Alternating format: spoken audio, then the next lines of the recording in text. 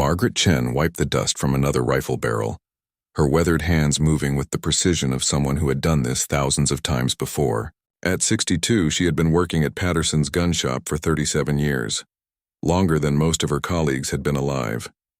The morning sun streamed through the shop's front windows, casting long shadows across the display cases filled with hunting rifles, handguns, and ammunition. The bell above the door chimed as three young men entered, their conversation loud and boisterous. Margaret recognized the type immediately. College-aged, probably home for the holidays, looking to impress each other with their knowledge of firearms. They wore expensive hunting gear that still had creases from the packaging, and their boots squeaked against the floor with newness. "Can I help you, gentlemen?" Margaret asked, setting down her cleaning cloth and approaching the counter with a professional smile. The tallest of the three, a blond young man with perfectly styled hair, looked her up and down dismissively. "Yeah, we're looking for someone who actually knows about guns. Is there a man working here today?" Margaret felt the familiar sting of dismissal, but kept her expression neutral. After nearly 4 decades in what many considered a man's world, she had developed thick skin. "I'm the senior firearms consultant here. I'd be happy to help you find what you're looking for." The second young man, wearing a camouflage jacket that probably cost more than Margaret's monthly salary, snorted with laughter. "Senior consultant? Look, lady, no offense, but we need someone who actually shoots, not someone who just dusts the merchandise." "We're planning a serious hunting expedition," the third one added, his voice dripping with condescension. "We need real expertise, not someone who probably thinks a safety is just for keeping kids away from the display cases." Margaret's jaw tightened slightly, but she maintained her professional demeanor. She had faced this kind of dismissal countless times over the years, from customers who assumed that because she was a woman, and now an older woman at that, she couldn't possibly understand the intricacies of firearms. What they didn't know was that Margaret had grown up on a ranch in Montana, where shooting wasn't a hobby but a necessity. She had been handling rifles since she was 8 years old, helping her father protect livestock from predators.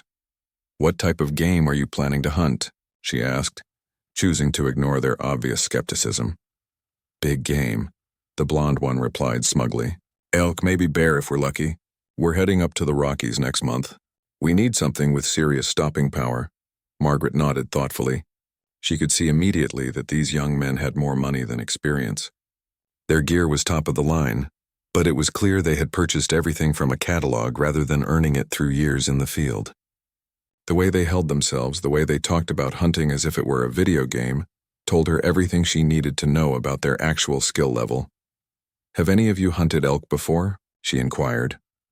"Well, no, but we've done plenty of research online," the one in camouflage replied defensively. "We know what we're doing.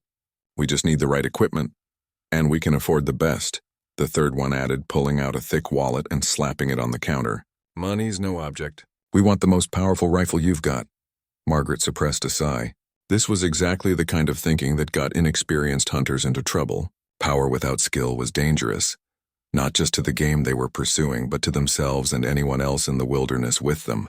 She had seen too many accidents over the years, too many wounded animals that suffered because someone thought expensive equipment could replace experience and proper training. "The most powerful isn't always the most appropriate," she began carefully. "For elk hunting, you'll want to consider factors like accuracy, range, and your own shooting ability. A rifle that's too powerful for your skill level can actually be counterproductive." The young men exchanged glances and rolled their eyes. "Look, we appreciate the concern, but we know what we want," the blonde one said. "Just show us your high-end rifles, the expensive ones." Margaret realized that trying to educate these customers was going to be futile. They had already decided that she didn't know what she was talking about, and nothing she said was likely to change their minds. Still, she had a professional responsibility to try to match them with appropriate equipment, even if they weren't interested in listening to her advice. She led them to the high-end rifle display, where weapons ranging from $3,000 to $8,000 were secured behind reinforced glass. The young men's eyes immediately went to the most expensive options, pointing and whispering among themselves as if they were shopping for sports cars rather than precision instruments designed for taking life. That one, the tallest, pointed to a custom rifle with an elaborate scope. "What's that one?" "That's a Weatherby Mark V chambered in .340 Weatherby Magnum. Margaret explained. It's a beautiful rifle, but it has significant recoil. Without proper experience, it can be difficult to shoot accurately. Recoil doesn't bother us, the one in camouflage scoffed. We're not afraid of a little kick, Margaret bit her tongue. She had seen plenty of tough-talking hunters develop a serious flinch after a few rounds from a powerful magnum rifle. Anticipating the recoil often caused shooters to jerk the trigger or lift their head from the stock, both habits that destroyed accuracy. But she knew these young men wouldn't listen to such warnings. As she continued to show them various rifles, explaining the specifications and appropriate uses for each, she could see their attention wandering.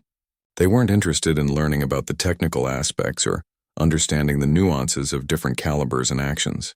They just wanted the most impressive-looking, most expensive rifle they could find. The morning continued with more of the same dismissive treatment. When Margaret tried to explain the importance of proper scope mounting, one of them interrupted to ask if there was a man available who could help them.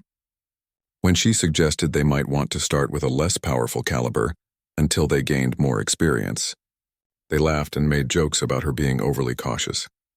Finally, after nearly an hour of patient explanation that fell on deaf ears, the young men selected the most expensive rifle in the case, along with premium ammunition and an elaborate scope that cost more than most people's monthly rent. They paid with cash, counting out $100 bills with obvious pleasure at their own wealth. "Thanks for all your help," the blonde one said with mock sincerity as they prepared to leave. "Maybe next time you could have someone who actually knows about hunting assist customers who are serious about the sport." As the door closed behind them, Margaret shook her head and returned to cleaning rifles. She wondered, not for the first time, how many more years she would have to endure such treatment before people started taking her seriously, based on her knowledge rather than dismissing her based on their prejudices. 3 weeks later, Margaret was organizing inventory in the back room when she heard raised voices from the front of the shop. She quickly made her way to the main floor where she found her colleague Danny, a 28-year-old who had been working at the shop for only 6 months, looking flustered as he spoke with a middle-aged man in civilian clothes. The customer appeared frustrated, running his hand through his graying hair as he gestured toward the rifle display. "Look, I've explained this 3 times already. I need something very specific, and I need someone who really understands long-range precision shooting. This isn't for hunting rabbits." Danny, clearly out of his depth, spotted Margaret approaching. "Hey, Margaret, maybe you can help this gentleman. He's looking for something pretty specialized." The customer turned toward Margaret, and she immediately noticed something different about him compared to the typical customers who dismissed her expertise. His posture was straight and confident, but not arrogant. His eyes were alert and assessing, taking in details about his surroundings in a way that suggested military or law enforcement training. When he looked at her, there was no immediate dismissal, just professional evaluation. "I'm looking for a precision rifle system," he said without preamble. "Something capable of consistent accuracy at extreme range. I understand you carry some custom builds here." Margaret nodded, intrigued by his direct approach and technical language. "We do. What's your intended application? Competition, hunting, or professional use?" "Professional," he replied simply. "I need something that can reliably hit targets at distances up to 1,500 yards, maybe more in ideal conditions. Consistency is more important than raw power." This was clearly not a typical customer request. Margaret's mind immediately went to the small selection of custom precision rifles they kept for serious long-range shooters. These were expensive, specialized weapons that required extensive knowledge to properly set up and use effectively. "Are you familiar with ballistic calculations and long-range shooting principles?" she asked. The man smiled slightly. "I have some experience, but I'd like to hear your recommendations based on your expertise." Margaret felt a surge of professional pride. Finally, a customer who was interested in her knowledge rather than dismissive of it. She led him to the precision rifle section, where several high-end weapons were displayed. "For that kind of accuracy at extreme range, you're looking at a few different options," she began, warming to the subject. "The Accuracy International Rifle System is probably your most reliable choice. It's what most professional snipers prefer because of its consistent accuracy and durability in adverse conditions." She pulled out a sleek black rifle with a heavy barrel and adjustable stock. "This is chambered in .338 Lapua Magnum. It's got the range and accuracy you're looking for, but it requires someone who really understands external ballistics to use it effectively at maximum range. The customer examined the rifle carefully, checking the action and looking down the barrel. His handling of the weapon was expert and professional, confirming Margaret's suspicion that he had extensive firearms experience. "What about optics?" he asked. "I'll need something that can handle the magnification requirements and track consistently. For this application, you'll want a high-end tactical scope," Margaret replied. "Something like the Schmidt and Bender or Night Force series. They're designed specifically for long-range precision shooting and can handle the recoil from Magnum calibers without losing zero." As they discussed the technical aspects of long-range shooting, Margaret found herself enjoying the conversation more than any customer interaction she'd had in months. This man understood the complexities involved and appreciated her expertise. They talked about barrel harmonics, ammunition selection, environmental factors, and the importance of consistent shooting fundamentals. "You clearly know your subject," the customer said after nearly an hour of detailed discussion. "I have to ask, where did you learn so much about precision shooting? Most people in retail just know the basic specifications." Margaret smiled, feeling genuinely appreciated for perhaps the first time in weeks. "I grew up on a ranch in Montana. My father was a competitive shooter and he taught me everything he knew. I've been shooting precision rifles for over 40 years, and I've been working in this industry for most of my adult life." "It shows," the man replied. "I've talked to a lot of people about firearms over the years, and you're clearly one of the most knowledgeable I've encountered." They continued their conversation, with Margaret explaining the finer points of rifle setup and long-range shooting technique. The customer asked intelligent questions and seemed genuinely interested in her answers. It was refreshing to have a discussion based on mutual respect and shared interest in the technical aspects of precision shooting.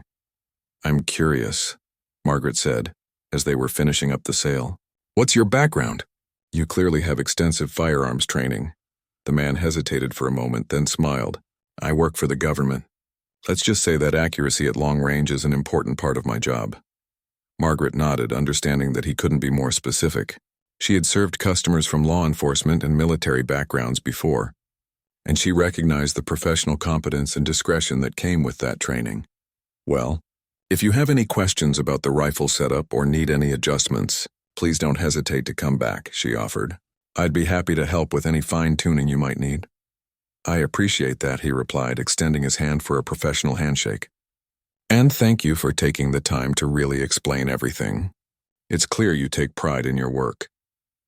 As he completed the paperwork and arranged for the background check, Margaret felt a sense of professional satisfaction that had been missing from her work lately. It was gratifying to have a customer who valued her expertise and treated her as a professional, rather than someone to be tolerated or dismissed. After he left, Danny approached her with obvious curiosity. "Who was that guy? He seemed pretty serious about his shooting." "Just someone who needs a precision rifle for professional use," Margaret replied diplomatically. "Government work." "Government work?" Danny's eyes widened. "You mean like FBI or something?" Margaret shrugged. "Could be anything. Law enforcement, military, federal agencies. There are lots of people who need accurate rifles for their jobs. The important thing is that he knew what he was talking about and appreciated getting proper advice." Danny nodded, clearly impressed. "He seemed to really respect your knowledge. Not like those college kids who came in a few weeks ago." Margaret smiled, remembering the 3 arrogant young men who had dismissed her so readily. "Not everyone appreciates expertise when they encounter it," she said. "But the professionals usually do. They understand that experience and knowledge matter more than appearances." Little did she know that this customer would return sooner than expected, and under circumstances that would change everything about how people viewed her expertise. 2 months passed peacefully at Patterson's gun shop. Margaret continued her routine of helping customers, maintaining inventory, and dealing with the occasional dismissive comment about her expertise. The memory of the respectful government customer had sustained her through several more encounters with customers who assumed she knew nothing about firearms simply because she was an older woman. A busy Saturday afternoon in late autumn, Margaret was helping a local farmer select ammunition for deer hunting when the front door opened with unusual urgency. The same middle-aged man who had purchased the precision rifle system entered quickly, But this time he wasn't alone. Behind him followed 3 other men, all carrying themselves with the same professional bearing and alert awareness that marked them as either military or law enforcement personnel. "Excuse me?" the original customer said, approaching the counter where Margaret was finishing the ammunition sale. "I need to speak with Margaret immediately. It's urgent." The farmer, sensing the serious tone, quickly completed his purchase and left. Margaret looked at the 4 men with curiosity and growing concern. The original customer's demeanor was completely different from his previous visit. Instead of the relaxed professionalism he had displayed before, he now seemed tense and focused, like someone dealing with an emergency situation. "What can I help you with?" Margaret asked, automatically falling into her professional mode despite the obvious unusual circumstances. "We have a situation," the man began, lowering his voice so that other customers in the store couldn't overhear. "There's been an incident involving some hunters in the mountains, and we need immediate consultation from someone with advanced knowledge of long-range shooting and mountain hunting conditions." Margaret felt her pulse quicken. This was clearly not a typical customer service request. "What kind of incident?" One of the other men, a tall individual with gray hair and intense eyes, stepped forward. "I'm Colonel James Peterson, United States Army. We have 3 civilian hunters who are currently stranded on a mountain ridge approximately 40 miles northeast of here. They're pinned down by adverse weather conditions, and they have an injured member of their party." Margaret's mind immediately went to practical concerns. "Have you contacted search and rescue?" "The Forest Service has teams specifically trained for mountain emergencies." "We have," Colonel Peterson replied grimly, "but the weather conditions are too severe for helicopter rescue, and ground teams can't reach their position for at least 18 hours. The injured person may not have that long." The original customer, who Margaret now realized was probably much higher ranking than she had initially assumed, continued the explanation. "The hunters managed to make radio contact before their equipment failed. They described their location, but it's in extremely difficult terrain. The only possible way to get supplies to them quickly is through a precision drop from long range." Margaret was beginning to understand why they had come to her, but the implications were staggering. "You're talking about shooting supplies to them?" "From what distance?" "Approximately 800 yards, Colonel Peterson replied. "The terrain makes it impossible to get closer, but there's a small clearing near their position where we could potentially deliver emergency medical supplies and survival gear through precision shooting." 800 yards in mountain conditions? Margaret felt her expertise automatically analyzing the challenge. Wind, elevation changes, temperature variations. That's an extremely difficult shot even under ideal circumstances. And you're talking about delivering supplies, not just hitting a target. The 3rd man, who had remained silent until now, spoke up. "We've already confirmed that standard military personnel in the area don't have the specialized knowledge needed for this type of precision work in these specific conditions. The local base has snipers, but none with extensive experience in high-altitude mountain shooting." Margaret's mind was racing. She understood mountain conditions better than most people, having grown up hunting in similar terrain in Montana. She knew how wind patterns changed around ridges and valleys, how elevation affected bullet trajectory, and how temperature variations could throw off even the most carefully calculated shots. But what they were describing was beyond anything she had ever attempted. "What makes you think I can help with something like this?" she asked, though she suspected she already knew the answer. Colonel Peterson exchanged glances with his companions before responding. "Agent Morrison here," he gestured to the original customer, "told us about your extensive knowledge of precision shooting and mountain hunting conditions. Based on his assessment of your expertise, you may be the most qualified person within 100 miles to calculate the ballistics for this type of shot." Agent Morrison stepped forward. "I've worked with a lot of firearms experts over the years, both military and civilian. Your knowledge of long-range shooting principles and mountain hunting conditions is exceptional. We need someone who understands not just the technical aspects, but the practical realities of shooting in mountain environments." Margaret felt overwhelmed by the responsibility they were placing on her shoulders. But surely there must be military specialists who could handle this kind of situation. "The nearest military sniper with mountain experience is 6 hours away," the 4th man explained. "We don't have that time. The weather window for attempting this delivery is closing rapidly, and the injured person's condition is critical." "What exactly would you need from me?" Margaret asked, her practical nature taking over despite her nervousness about the situation.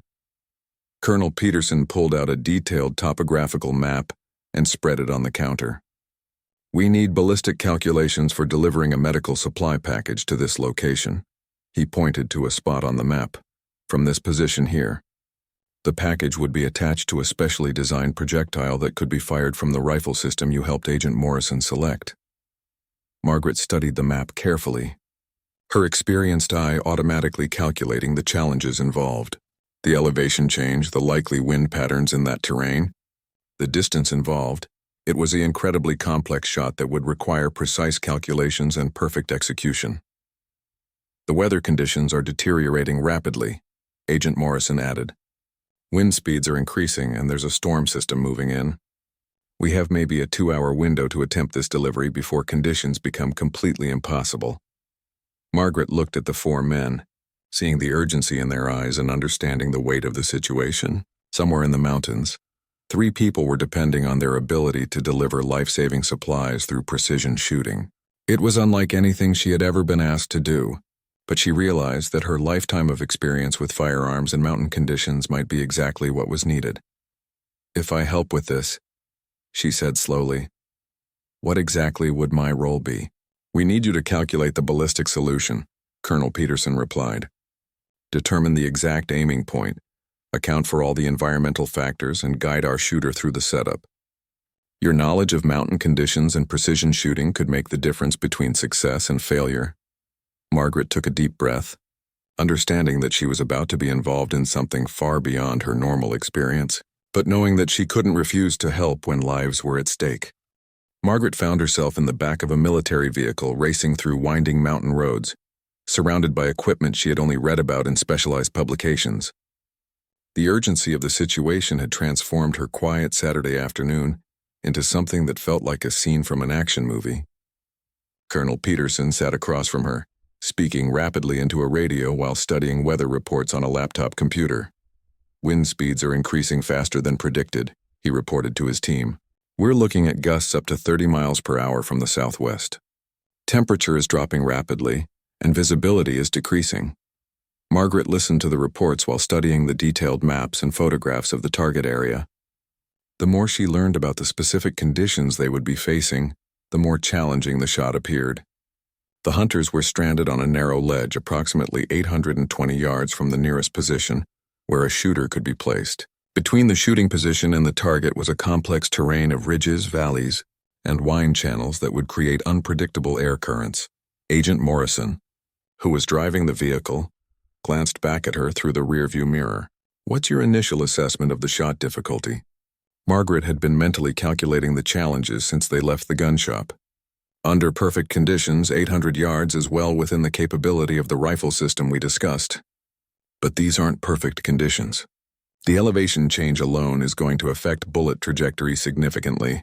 Then you add in the wind variables, temperature changes, and the fact that we're delivering supplies rather than just hitting a target, it becomes exponentially more difficult." The 4th team member, who had been introduced as Sergeant Williams, looked up from the communications equipment he was monitoring. "The injured hunter is stable for now, but he's lost significant blood from a leg wound. The other 2 are trying to keep him warm and alert, but hypothermia is becoming a serious concern as temperatures drop." "How much time do we have?" Margaret asked, knowing that weather conditions would continue to deteriorate as the afternoon progressed. Colonel Peterson checked his watch. "The weather service is giving us maybe 90 minutes before wind speeds become too high for any possibility of accurate shooting. After that, we'll have to wait for the storm to pass, which could be 12 to 18 hours. Margaret understood the implications. In mountain conditions during late autumn, an injured person couldn't survive 18 hours of exposure, especially with temperatures dropping and weather conditions worsening. This shot had to work, and it had to work on the first attempt. "Tell me about the delivery system," she said, needing to understand exactly what they would be shooting. Sergeant Williams opened a metal case and showed her a specially designed projectile that looked unlike anything she had ever seen. "It's a custom-built delivery system," he explained. "The medical supplies and survival gear are contained in this reinforced shell that's designed to protect the contents on impact. It's weighted and balanced to fly accurately from the rifle. but it's significantly heavier and has different aerodynamic properties than standard ammunition. Margaret examined the projectile carefully, noting its unusual shape and weight distribution. Her years of experience with ballistics told her immediately that this would require completely different calculations than normal shooting.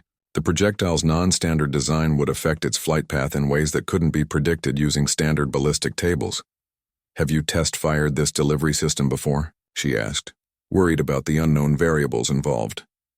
"We've done limited testing," Agent Morrison replied, "but not under these specific conditions. We know it's accurate to about 600 yards in controlled conditions, but beyond that, we're in uncharted territory." Margaret felt the weight of responsibility settling on her shoulders. Not only were they asking her to calculate a difficult shot under challenging conditions, but they were using an untested projectile system with unknown ballistic characteristics. The margin for error was essentially zero. They would only get one chance to deliver the life-saving supplies. "I'll need current weather data from the exact shooting position," she said, her practical nature taking over.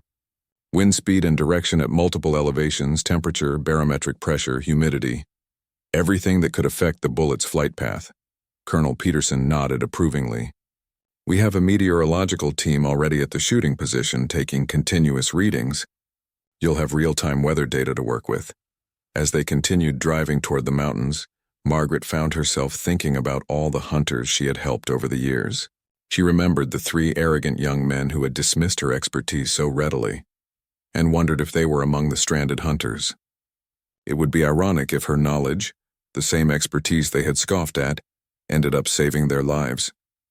"Can you tell me anything about the hunters who are stranded?" she asked. Sergeant Williams consulted his notes. 3 college-age males from the city. They were on what they called a serious hunting expedition in the backcountry. Apparently, they had expensive equipment but limited experience with mountain conditions. Margaret's suspicions were confirmed. While she hoped it wasn't the same 3 young men who had been so dismissive of her knowledge, the description matched perfectly. The irony of the situation wasn't lost on her. The same expertise they had rejected might now be their only hope for survival. "How did they end up stranded?" she asked, though she suspected she already knew the answer. "From what we could gather from their radio transmission," Colonel Peterson replied, "they got caught in rapidly changing weather conditions while pursuing an elk. One of them slipped on wet rocks while trying to navigate difficult terrain, resulting in a serious leg injury. They're trapped on a ledge with no safe way up or down, and weather conditions have made helicopter rescue impossible." Margaret nodded grimly. This was exactly the kind of situation that occurred when inexperienced hunters ventured into challenging terrain without proper preparation or knowledge of mountain conditions. She had seen similar situations before, though usually search and rescue teams were able to reach the stranded hunters before conditions became critical. The vehicle began climbing steeper mountain roads as they approached their destination. Through the windows, Margaret could see the weather deteriorating rapidly. Clouds were moving in from the west, and she could feel the wind rocking the vehicle as they climbed higher into the mountains. "We're almost there," Agent Morrison announced. "The shooting position is just ahead." Margaret took a deep breath and reviewed her mental checklist of the ballistic factors she would need to calculate. She had handled difficult shots before, but nothing with stakes this high. The lives of 3 people were depending on her ability to apply a lifetime of firearms knowledge to an unprecedented challenge. As they reached the shooting position, she could see the complex terrain they would be working with. The target location was visible in the distance, a tiny ledge on a steep mountainside that looked impossibly small and remote. The wind was already stronger than she had hoped, and she could see storm clouds gathering overhead. "This is it," Colonel Peterson said as they stopped. "Are you ready to save some lives?" The shooting position was unlike anything Margaret had ever worked with before. The military team had established their operation on a rocky outcrop that provided a clear view of the target area, but the winds were swirling unpredictably around the mountain ridges, making accurate shooting extremely challenging. Weather monitoring equipment was set up nearby, providing real-time data on wind speeds, direction, temperature, and barometric pressure. Margaret studied the target area through high-powered binoculars, trying to identify the exact location where the stranded hunters were positioned. The ledge was barely visible, a narrow strip of rock approximately 823 yards away according to the laser rangefinder. Between their position and the target was a complex landscape of ridges, valleys, and wind channels that would create unpredictable air currents affecting the projectile's flight path. Current conditions, Sergeant Williams reported, reading from the weather monitoring equipment. Wind speed averaging 18 miles per hour from the southwest with gusts up to 28 miles per hour. Temperature 34 degrees Fahrenheit and dropping. Barometric pressure is falling rapidly as the storm system approaches. Margaret made notes on the ballistic calculation sheet she had brought from the gun shop, applying formulas she had learned decades ago but never used under such critical circumstances. The math was complex, requiring her to account for multiple variables simultaneously. Bullet drop due to gravity and elevation changes, wind drift at various points along the trajectory, temperature effects on powder burn and air density, and the unknown aerodynamic properties of the custom delivery projectile. Colonel Peterson knelt beside her as she worked. "How does it look?" "Challenging," Margaret replied honestly. "The wind is the biggest problem. It's not just the speed, it's the inconsistency. In this terrain, wind patterns change dramatically based on the topography. What we're reading here might be completely different from what the projectile encounters halfway to the target." She pointed to the map, tracing the projectile's likely path. "The bullet will travel through at least 3 different wind zones. It starts here in the relatively sheltered area where we're positioned, then crosses this open valley, where it will encounter the full force of the southwest wind, then passes close to that ridge where the wind will likely shift direction due to the terrain features." Agent Morrison was setting up the precision rifle system they had selected at the gun shop, mounting it on a specialized rest that would provide maximum stability. The rifle looked exactly as Margaret remembered it, sleek, professional, and capable of extreme accuracy under ideal conditions. But these were far from ideal conditions. "The delivery projectile adds another layer of complexity," Margaret continued, examining the unusual ammunition again. "Standard ballistic tables don't apply to this design. I'm having to estimate its flight characteristics based on similar projectiles, but there's definitely going to be some guesswork involved." Through the binoculars, she could occasionally catch glimpses of movement on the distant ledge. The stranded hunters were clearly visible when the lighting was right, and she could see that one of them was lying down while the other 2 moved around trying to maintain their body heat and tend to their injured companion. "Radio communication with the hunters has been lost," Sergeant Williams reported, "but we confirmed their exact position during the last contact 20 minutes ago. They know we're attempting a supply drop and they're watching for it."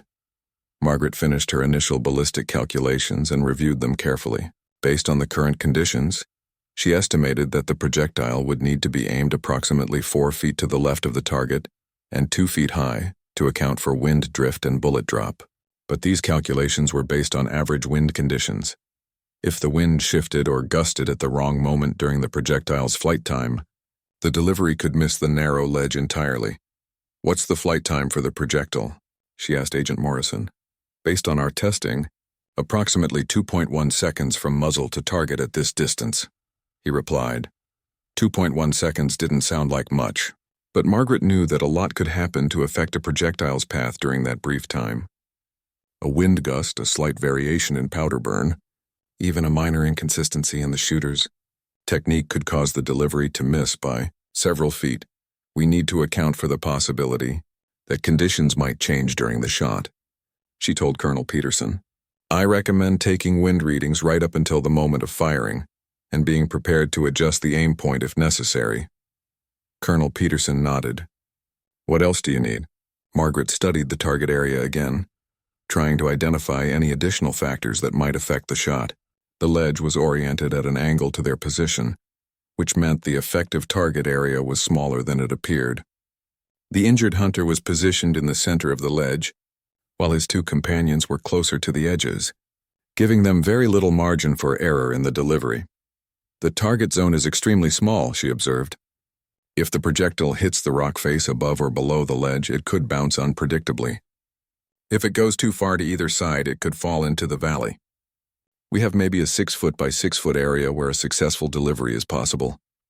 That's a very small target at over 800 yards in these conditions," Agent Morrison noted grimly. "Yes, it is," Margaret agreed, "but it's not impossible. The rifle system is capable of that level of accuracy, and I believe my calculations are as precise as they can be given the variables involved. The key will be timing the shot for the most favorable wind conditions possible. Sergeant Williams monitored the weather equipment continuously, calling out wind readings every 30 seconds, wind speed dropping to 15 miles per hour. Now back up to 22, shifting slightly more to the west. Margaret realized that they would need to wait for a brief lull in the wind to have the best chance of success. In mountain conditions, wind patterns often included short periods of relative calm between stronger gusts. If they could time the shot for one of these lulls, their chances of success would improve significantly. "Colonel," she said, "I recommend waiting for wind conditions to improve slightly. If we can get a window with sustained winds under 15 miles per hour, our chances of success increase dramatically." Colonel Peterson checked his watch anxiously. "How long are you willing to wait?" "The weather front is approaching rapidly, and once it arrives, shooting will become impossible." Margaret studied the sky and the wind patterns around their position. Weather in the mountains could change rapidly, but she had learned to read the signs during her years of hunting in similar terrain. The approaching storm was still perhaps 45 minutes away, giving them a reasonable window to wait for improved conditions. "Give me 20 minutes, she said. "If wind conditions don't improve in that time, we'll take the shot as soon as we get the best conditions available." As they waited, Margaret continued to monitor the target area and refine her calculations. She noticed that the wind patterns seemed to follow a rough cycle, with stronger gusts lasting about 3 to 4 minutes followed by brief periods of relative calm. If this pattern continued, they might get a window of opportunity with more favorable conditions. "I'm seeing a pattern in the wind," she told the team. "Every few minutes there's a lull where speeds drop to around 12 to 15 miles per hour for maybe 30 to 40 seconds. If we can time the shot for one of these lulls, it would significantly improve our chances." Agent Morrison nodded, adjusting the rifle's position slightly to ensure it was perfectly aligned with Margaret's calculated aim point. "Just tell me when you want me to take the shot." Margaret felt the weight of responsibility more heavily than ever before. In a few minutes, she would give the command that would either save 3 lives or fail in the attempt. Her lifetime of experience with firearms and mountain hunting conditions had brought her to this moment, where theoretical knowledge would be put to the ultimate practical test. "Wind dropping," Sergeant Williams called out. 15 miles per hour, 14, 13, holding steady at 12 miles per hour. Margaret watched the wind flags they had placed at various positions around the shooting area. This looked like the beginning of one of the calmer periods she had observed. The question was whether it would last long enough for them to take advantage of it. "This might be our window," she said, her voice steady despite the tension. "Agent Morrison, are you ready?" "Ready," he confirmed, settling into his shooting position behind the rifle. Margaret made one final check of her calculations, considering the current wind conditions and the projectile's estimated flight path. Everything had to be perfect. There would be no second chance if they missed. "Hold for my command," she said, watching the wind indicators carefully. "We want to time this perfectly." The next few seconds would determine whether her decades of expertise could save 3 lives stranded on a mountain ledge, or whether the challenging conditions would prove too difficult even for her accumulated knowledge and experience. Margaret watched the wind indicators with the intense focus of someone whose lifetime of experience had led to this single critical moment. The flags hung more still now, indicating the lull she had been waiting for. Agent Morrison lay prone behind the precision rifle, his breathing controlled and steady, finger resting lightly on the trigger as he waited for her command. "Wind steady at 11 miles per hour," Sergeant Williams reported quietly. "Consistent direction southwest." This was as good as conditions were likely to get. Margaret took a deep breath and made her final assessment. The mathematics were as precise as she could make them given the variables involved. The shooter was experienced and steady. The rifle system was perfectly zeroed and capable of the required accuracy. Everything that could be controlled had been controlled. "Send it," she said quietly. The rifle cracked sharply, the sound echoing off the surrounding mountains. Through her binoculars, Margaret tracked the projectile's path as best she could, though at that distance and speed it was nearly impossible to follow visually. The flight time seemed to last forever, though she knew it was only slightly over 2 seconds. The projectile struck the mountainside with a distant impact that was barely audible over the wind. Margaret immediately focused her binoculars on the target ledge, desperately searching for any sign that the delivery had been successful. For several long seconds, there was no movement visible on the ledge. Margaret felt her heart sinking, wondering if they had missed entirely or if the impact had been too hard and damaged the supplies. Then she saw movement. One of the uninjured hunters was moving toward something on the ledge. "I see movement," she reported. "Someone's moving toward what looks like the delivery container." Through the binoculars, she watched as one of the stranded hunters picked up the projectile and began examining it. Even at that distance, his body language seemed to indicate excitement and relief. He turned toward his companions and appeared to be communicating something positive. "It looks like a successful delivery," Margaret announced, feeling a surge of relief and professional pride. "They've recovered the supplies." Colonel Peterson was already on the radio trying to re-establish communication with the stranded hunters. After several minutes of attempts, he managed to get through on an emergency frequency.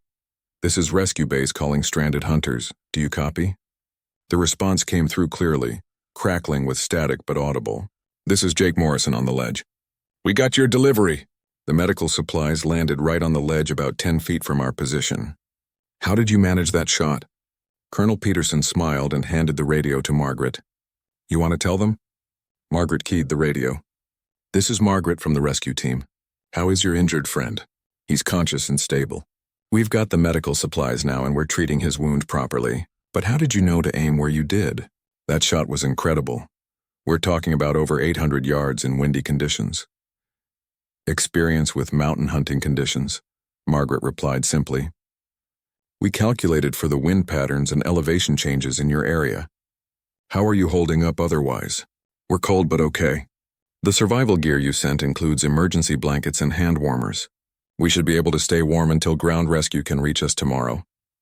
The relief in the young man's voice was obvious. Margaret realized this was probably Jake Morrison, Agent Morrison's son, which explained why the federal agent had been so personally invested in the rescue operation. The irony of the situation wasn't lost on her. She was quite possibly saving the same young men who had dismissed her expertise so condescendingly just 2 months earlier. "Ground rescue teams are already on their way," Colonel Peterson informed them over the radio. "Weather conditions should improve enough by morning to allow them to reach your position safely. Stay warm and keep your injured friend as comfortable as possible."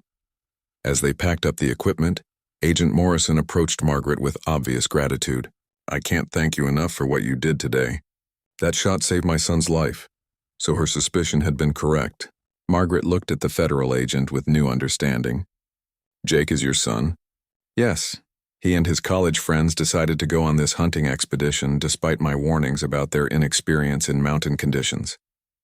When I heard they were stranded," his voice trailed off, the emotion clear despite his professional training.